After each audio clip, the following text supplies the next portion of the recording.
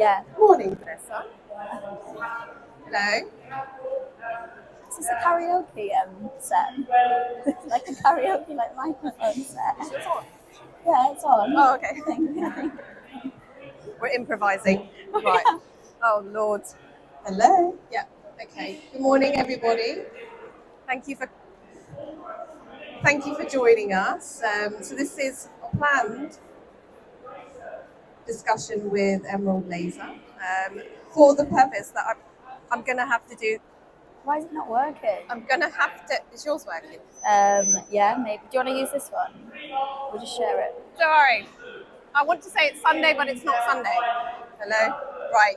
This is a planned discussion with Emerald Laser, and it's not in the programme, but there's relevance to having discussions like these. So as you might have realised, as you make your way around everything here, and if you're attending the Medical Longevity Summit, you'll start to understand that treating patients involves more than one modality. And we're having to think about working from the inside as well as the outside. So from our end, I'm Dr. Patel, one of the lead clinicians for Jigna Technology, which is a sublingual supplementation brand. And we have the lovely Vanessa here from Emerald Laser, who I will have to share the mic with, which she doesn't mind. And we're going to have a discussion about wellness, more wellness, but we're going to talk about our technologies. And then we're going to explain why they complement each other to inspire you to potentially take on the brands, but also to change the way you practice. So I'm just going to hand the mic to Vanessa once I've asked the first question, because that will help prompt her get started. So Vanessa's technology, or should I say Emerald Laser, one of the aspects that it deals with is wellness and mental well-being. What I guess most commonly is known for is helping clinically obese patients lose weight, and that is directly by affecting fat cells. But it's not by destroying fat cells, it's very clever in how it does that. So first question to Vanessa is, compared to other devices and technology, what makes this different? So the way the Emerald works, it basically delivers the most photonic energy into the mitochondria of the cell. And as most clinicians will be aware, the mitochondria is obviously the powerhouse of all cellular function. But then when we age, the efficacy and the efficiency of the mitochondria just depletes. So what the Emerald does, it delivers the most photonic energy into the mitochondria of the fat cell, allowing the fat cell then to open up, and then all the fat then comes out the fat cell, and the body removes that naturally through the lymphatic drainage system. So in a way, we're shrinking the fat cell down and optimizing the function of it without killing it and destroying it. Because obviously fat does play a vital role in the human body, we just need to make it efficient. Yep. Okay, so I just want to expand on that, because we do need fat cells, of course, but the interesting thing that got me interested in seeing where there was unity, I guess, in the thought process, is looking at how fat cells behave when they're healthy and when they're not healthy. And particular people here who work in the fitness industry might want to know about this, but we see patients who are pro-inflammatory. I said this yesterday in one of my discussions, and pro-inflammatory patients don't have to just have obesity, they have all sorts of health issues. But we're trying to get patients to live better, and what we're trying to do is help encourage our own cells' regenerative processes, but we want our cells to function in a normal way and not in an abnormal way. Exactly. So healthy cells or fat cells will produce hormones, and those hormones are essential to keeping us alive and helping other processes. But it will also give off healthy molecules or help stimulate healthy molecules like antioxidants. But fat has a huge role in regulating insulin sensitivity. But if you've got an unhappy fat cell, which is swollen and large and angry, it's going to produce angry things. Exactly, yeah. And that will cause cellular damage because of oxidative stress. But it will also affect your ability to be sensitive to insulin. And it will give off inflammatory mediators that cause problems elsewhere. Yeah. So why would you want to destroy the cell when you can essentially relieve it, empty it, and help it function like a normal cell again so that it can do the things it's meant to. Exactly. But you mentioned about mitochondria, and this is something that we had a chat about yesterday with Eric. It is going to be, whether we like it or not, in the next 2 to 5 years, the industry has to change, and it will change, where we will be looking at root cause of health problems. We are going to be so cellular that we're going to have to up our game and know more, and our patients are going to get there probably before us. Yeah. But I just want to try and tie in something interesting with supplementation, because this is a sublingual brand, and the absorption data is a reflection of just how amazing it is. But we want to try and fit into people's lives on a daily basis, without IV needles, without the cost, following what our body naturally does physiologically, instead of giving you massive doses that your cells cannot incorporate. It will just flush out. So we're not a pick-me-up brand, but we are people who believe in trying to help patients live better and more healthier, but at a natural, in the most natural way possible, but using supplementation where it's due. I think I want to ask you a question around your mental well-being, wellness. How can a device help with that? Yeah. Well, again, it's going back to being a non-thermal laser, and a non-thermal laser that is delivering the most photonic energy.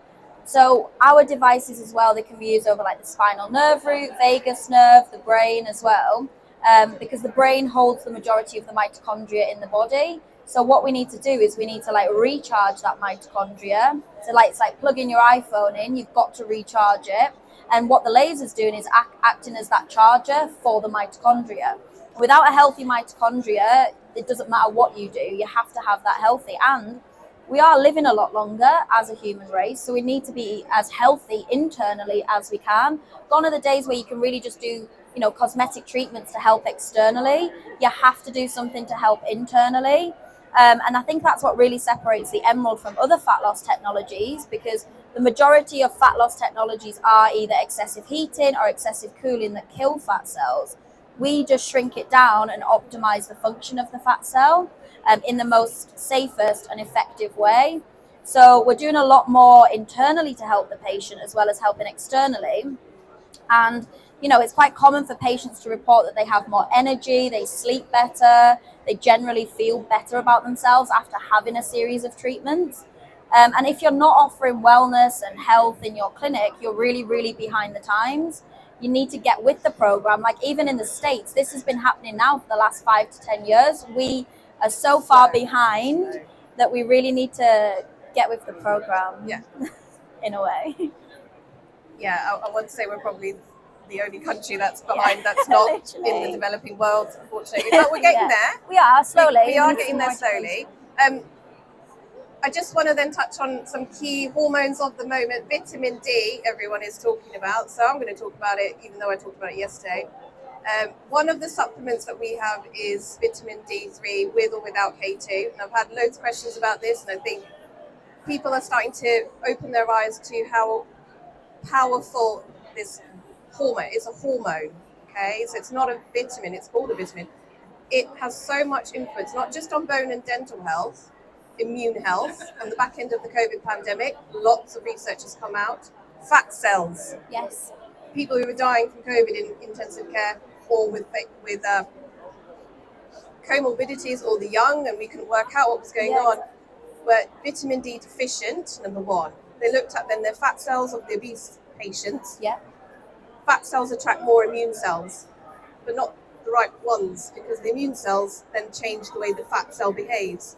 So the connection with trying to help improve those patients all comes in with a link with vitamin D. Yeah. But there's a big drive to understanding cardiovascular health, especially in women. Yeah. Yeah. Right, women's health is starting to make its way here, and everyone's talking about menopause and hormones and all the rest of it. But I'm also a GP, so I see a lot of patients who've got stiff and hard arteries, not clogged with cholesterol, but stiff and hard arteries in the brain. Okay. In the vasculature of their legs, around the heart, and you're just thinking, yeah, maybe that makes a difference, maybe it doesn't, but it is pro-inflammatory. Yeah. So what's amazing about combining vitamin D3 with K2, in particular M27, is that they work synergistically by creating or stimulating a protein. I know this is a bit technical, but it's quite important. in our blood vessel lining to help shift calcium out of the vessels and into the right place. Okay. You can't do that on its own, vitamin D3, you can't. And there's no other way that the literature is telling us that helps calcification move. So we want to help keep our blood vessels healthy and flexible. Yep. That is why we're combining these two together. Obviously, almost everyone can have that, except for certain patients who are on blood thinners, etc. Yeah. But it is the hormone of the moment, and we, behind you, actually, vitamin D testing is going on, but it's important to test now because that will tell you what your levels genuinely are, and then retesting in the spring. You're going to have a test on you. Now, the interesting thing is, I do take vitamin D. you are, yes, okay. So I should Well, be okay. I'll tell you, I've had mine done yesterday. Yeah. And I had mine done in June. Yes. And I also had an NHS blood test as well. Okay. Wowza, they were way off. But so the NHS one was, okay, yeah. Okay. So I'm typically one of those patients at risk of vitamin D deficiency. Insufficiency is a lot of patients anyway. Deficiency is when you're so low and you're symptomatic, inevitably. Okay. So I had a low level of about 12, about 8 years ago. Had booster dosing the traditional way. And this wasn't even here at this point, but I only started sublingual supplementation in July. So I've had July, August, September, and I've had my level done in June. Yep. And I've already been taking vitamin D anyway, so it was all right. It was 66. I was like, that's the best I've ever had it. What's it supposed to be? Well, national guidance is above 50. It's not high enough. It's not, okay. It's not. Paul will agree with me that we want to be getting our levels comfortably above 80. Mine's now 86. Oh, okay. And it's going to carry on improving to a point where I want to be comfortable in the low hundreds. Yep. What's happened since I've done that? My bones don't hurt. Yep. My mood has improved. I know they do other things like maybe toning and things like that. Yep. But it's helped me sleep better. Yep. And I don't take sleep stuff. Yes. But I also use a sensible regime using the current products at certain times of the day to help regulate my circadian rhythm. Yep. So we want to be thinking about catering to individual patients, Of course. but understanding what that specifically does. It's underestimated. I think the views are going to change on that. Yeah. Do you have questions about specific things from our end? Because I know that you're going to try a product, you're going to do testing today, but we've got cellular supplementation versus dietary supplementation. If there's any questions, let's talk about it. Yeah. So you guys do supplementation as well to aid with like the fat metabolism. Yes. Which is very important because what we're doing is releasing the fat from the fat cell, but then we are purely relying on the lymphatic drainage to take that emulsified fat from the body. So how does the supplementation, it's not just dietary supplement that you obviously need for your general cells and health of the cells, but how does the fat metabolism side of things work? Yeah.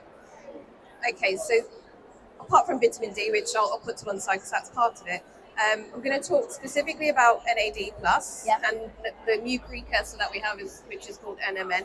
So we talked about mitochondria. We talked about needing to have healthy, functioning mitochondria to do lots and lots of different things. What everyone does know it for is producing energy, as one of the many things it does.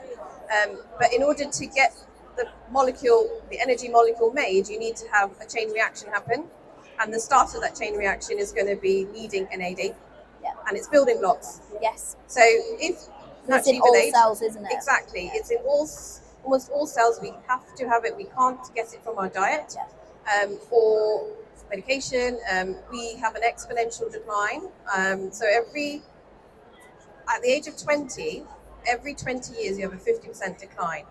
So that makes sense because we get rusty with aging anyway, even without health issues. Yeah. All organs, the skin is included. Yes. But what we want to do is be able to provide keep up with that depletion and help replace that depletion. Yeah.